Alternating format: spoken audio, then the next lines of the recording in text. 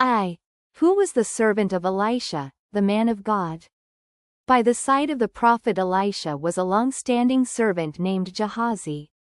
He was not only a helper in daily life, but even more, a disciple in the prophet's ministry.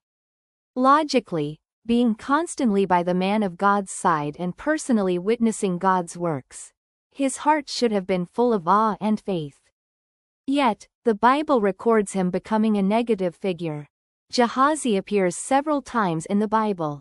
The resurrection of the Shunammite woman's child, 2 Kings chapter 4.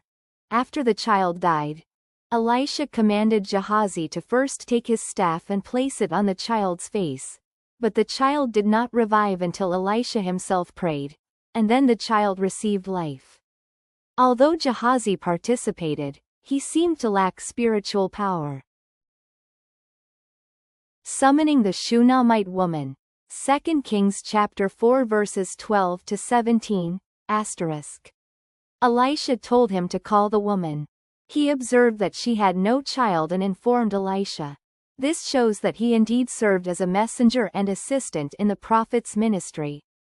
The Naaman incident, 2 Kings chapter 5, *. This was a turning point in his life.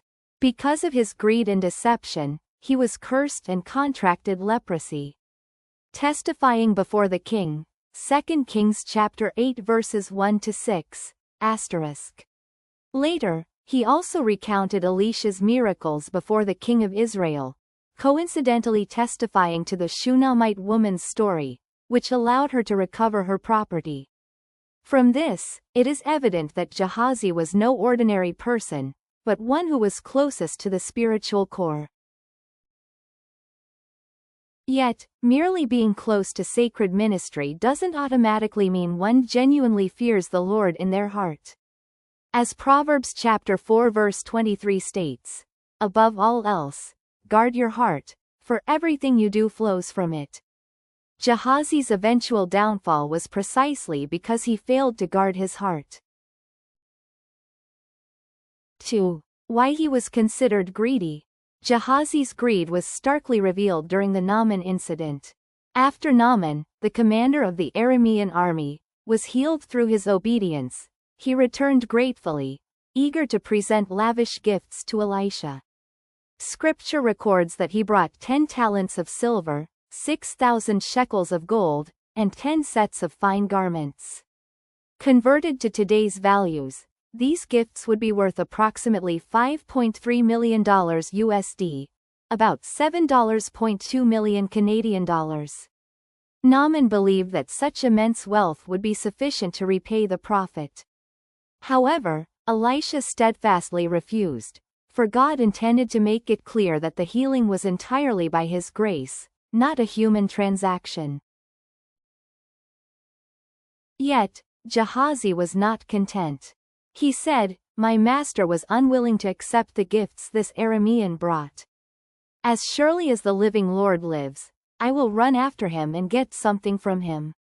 2 Kings chapter 5 verse 20.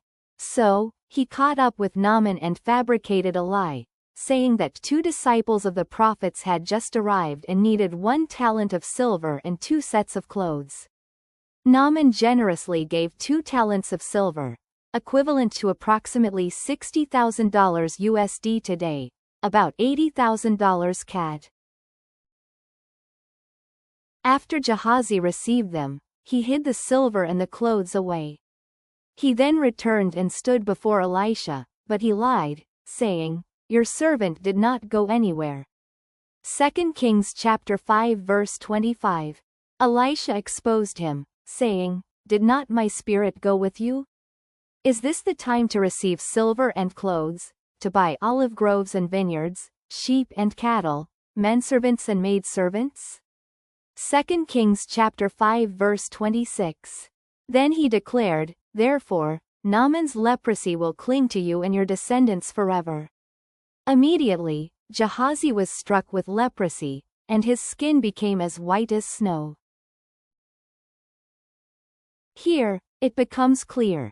Gehazi's greed wasn't just about material possessions, it further manifested as greed for riches. unable to tolerate vast wealth slipping through his fingers. Deception. Masking his selfish desires with lies. Lack of reverence. Lying directly to a man of God, forgetting that God scrutinizes the human heart.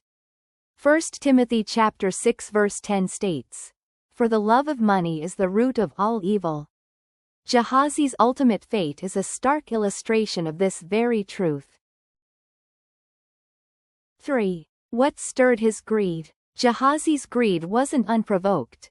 It was ignited by the circumstances of the moment. The immense wealth Naaman brought, a fortune worth over $5 million in gold, silver, and fine garments, was laid out right before his eyes, yet refused. To Gehazi, this was an unbearable waste. His eyes were drawn to the wealth, and he began to rationalize internally. Wouldn't it be so much better if I could just get a piece of that? Elisha refuses the gift. Elisha refused because he wanted to make it clear that God's grace is a free gift, not something to be bought or sold. But Gehazi, Elisha's servant, failed to grasp God's true intention. All he saw was a missed opportunity. Where others perceived divine grace, he merely perceived material wealth. Long unchecked selfish desires. Greed is often not a sudden occurrence, rather, it's something that goes unaddressed in the heart for a long time. Gehazi had served Elisha for a long time and witnessed countless miracles, yet he failed to guard his own heart. When temptation came, he couldn't resist. James chapter 1 verses 14 to 15 says, "But each person is tempted when he is lured and enticed by his own desire. Then desire, when it has conceived, gives birth to sin, and sin, when it is fully grown, brings forth death." Gehazi's experience is a vivid, real-world illustration of this passage. IV. Reminders for us. Gehazi's story offers us several profound warnings. Proximity to sacred service. True spirituality. He was by Elisha's side for many years, yet he did not truly revere God. Physical proximity does not equate to closeness of heart.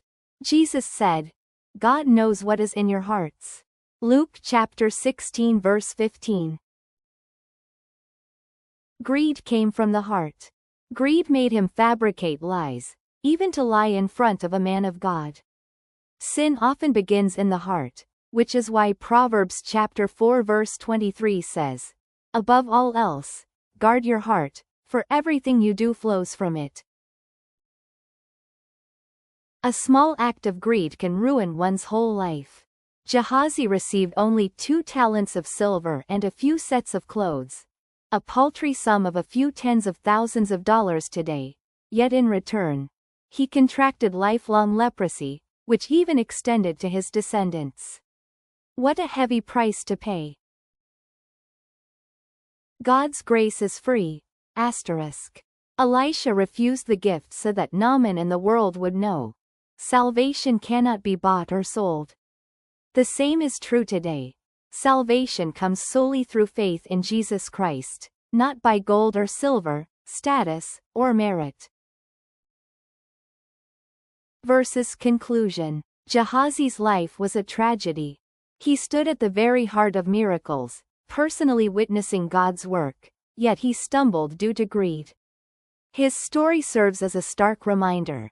Even in the very presence of grace, if one fails to guard their heart, they can still fall into temptation. Hebrews chapter 3 verse 12 says, "Take care, lest there be in any of you an evil, unbelieving heart, leading you to fall away from the living God." May we take this as a warning, and not imitate Gehazi, but rather continually examine our hearts, flee from greed, cultivate a heart of reverence, and rely solely on God's grace.